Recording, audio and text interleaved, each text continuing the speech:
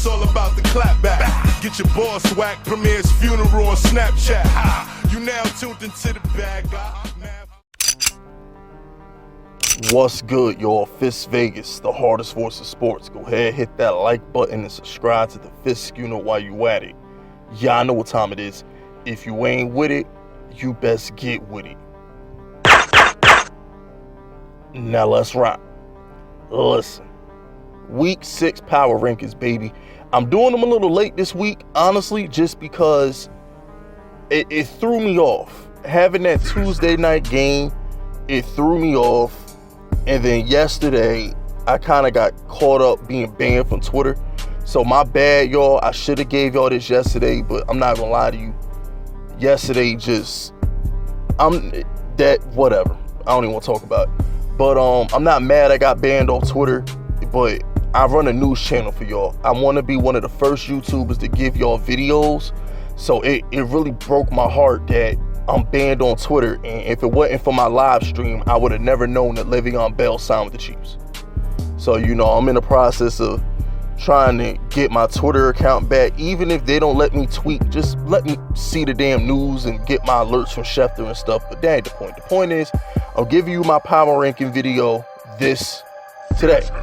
So, my first team is the Kansas City. All right, I think the Patriots are better than the Chiefs, but I'm gonna go with Kansas City as the best team in the league just for the simple fact that they beat the Patriots. They got the head-to-head over the Patriots. So I can't put, for example, I have the Bears ahead of the Buccaneers only because the Bears won the head-to-head. So I can't, in good conscience, have the Kansas City behind New England when New England beat Kansas City. Even though I think New England should have beat Kansas City if they had Cam Newton, or hell, if Brian Hoyer would just hold on to the football and in field goal range, they could beat Kansas City, but whatever. Kansas City just got Le'Veon Bell last night, as I just mentioned a minute ago. They got Le'Veon Bell, man. Look, this offense is dominant, but can this defense get stops when they need them? You know what I'm saying? Can the defense get stops when they need them? The offense is dominant. I can't say a negative thing about the offense other than I do believe Andy Reid needs to find a way to incorporate McCole Hardman. Andy Reid needs to find a way to incorporate a number 2 receiver to complement Tyreek Hill. You feel me? I know Chiefs fans are going to say, oh, well, Travis Kelce's our number 2 receiver. That's cool, but I think Andy Reid needs to find a way to utilize Robinson and McCole Hardman a little better than what he does. It's Tyreek Hill, Travis Kelce, and then who the hell knows who's going to catch that ball. If they need to be more dominant, what I like about the Cowboys offense is you have to worry about Amari Cooper and you have to worry about CeeDee Lamb. And Dalton Schultz gets busy. You know what I'm saying? And then you got Michael Gallup. Like, you fear all 3 receivers on the Cowboys and Zeke. You know what I'm saying? You fear all 3 Cowboy receivers. I feel like Kansas City, they're never going to be that elite offense that I think they can be until they make you fear McCole Hardman. Fear Sammy Watkins when he comes back. That's just my 2 cents. But it's nitpicking. I mean, it's like trying to tell a beautiful woman, yeah, you're beautiful, but, you will look better if you wore skirts instead of pants, or if you did more full-back bikinis instead of thong bikinis. Like, you're nitpicking. But whatever. The Patriots will be fine. The Patriots need to get a number 1 receiver, and I think they'll be the best team in the league. All the Patriots need is a number 1 receiver, and they'll be the best team in the league. I think this kid Damian Harris that they have is going to be a stud. All the reports out of Patriot training camp was how good Damian Harris looked, and they wanted him to be the starter, but he got hurt. So look for Damian Harris to get 100 yards on a regular basis going forward. I'm predicting Damian Harris will finish with over 1,000 rushing yards for the remainder of the season. You can book that. So I think the Patriots will be fine. It's Belichick. The defense is always going to be good, just like I told y'all.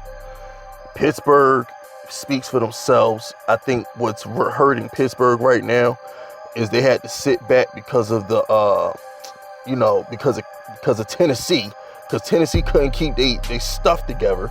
Pittsburgh had to take a week off that they didn't want to take. So I think it's taking Pittsburgh's offense a little longer to get into the groove of things because they had to sit down. You know what I'm saying? They had to sit a week for no reason. So I think Pittsburgh's defense is already immaculate. You can't run on them. It's hard to, you're not just going to pass on Joe Hayden all game.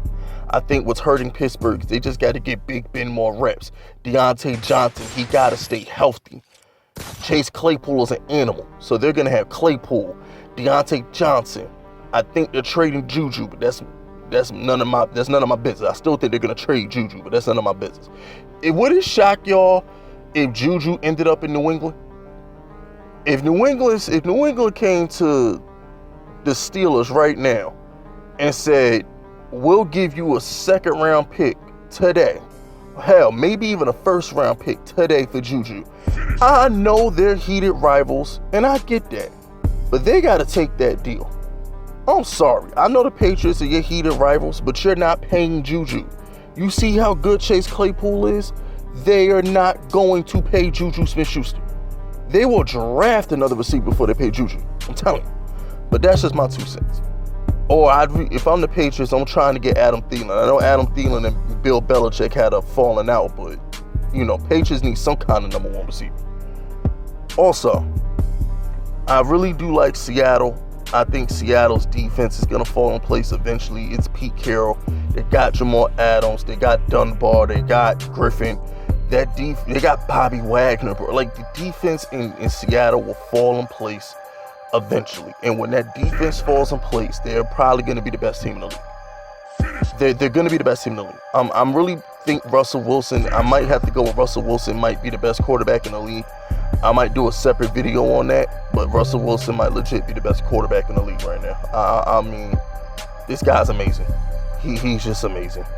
And then I like Green Bay. Aaron Rodgers is on the revenge tour. He's doing his thing.